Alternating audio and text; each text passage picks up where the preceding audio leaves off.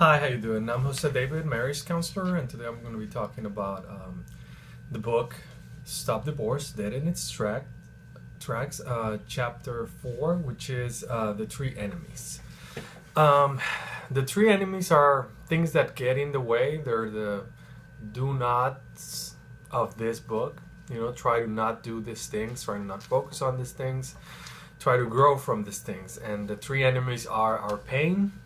Number one, our pain means to that self pity that we feel at this moment when we're going through a difficult situation with our loved ones, and in this specific time and moment with our partner or spouse.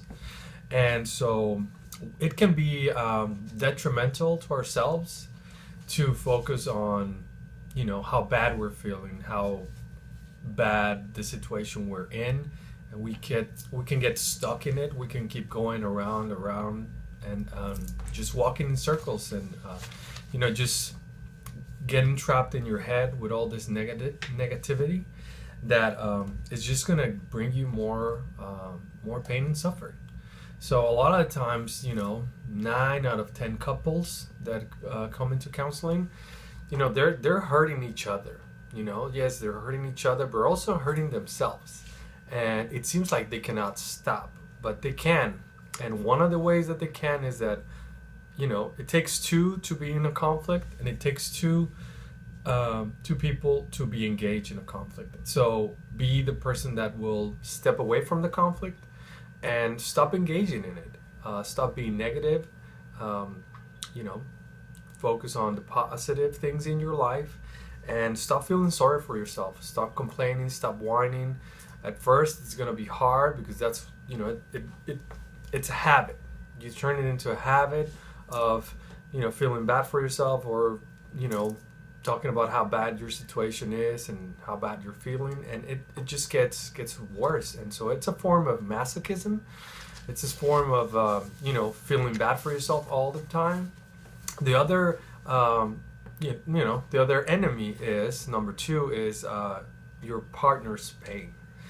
Your partner's also feeling, suffering, going through the situation just like you, but you guys are experiencing it in a different way. It's a completely different experience, and try to empathize, try to be aware that her or his situation is going to be different than yours. Her feelings or his feelings are going to be different than yours, but also be ready to break that cycle of being engaged in both of you guys suffering and both of you guys hurting each other.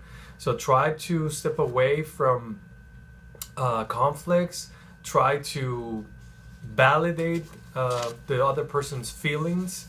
Talk to them about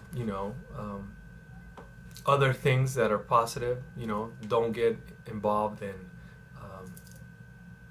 in the pain and suffering, and how sad or how upset or how hurt we are in this situation. If they share that with you, you have to acknowledge it, but try to move away from it, so you both don't get lost in feelings of hopelessness and despair.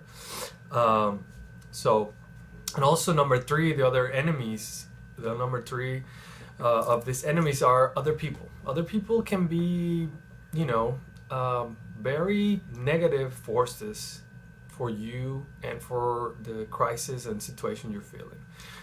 You might have friends, that they're gonna side with you. Oh, I always knew this relationship was never gonna be good for you, or family members that will always want to, be on your side, or vice versa. There might be somebody that's close to you, but they're taking your partner's side because of whatever reason. But it's just not helpful. It's gonna make you feel bad about yourself. It's gonna, it's not a situation of trying to prove you're right or they're right. It's a situation nobody is going to win in. So don't look at other people's feedback as something that you have to follow. You have to consider, and try to not fall into this these enemies that can end up hurting you more than helping you. So we'll see you in next chapter. Thank you.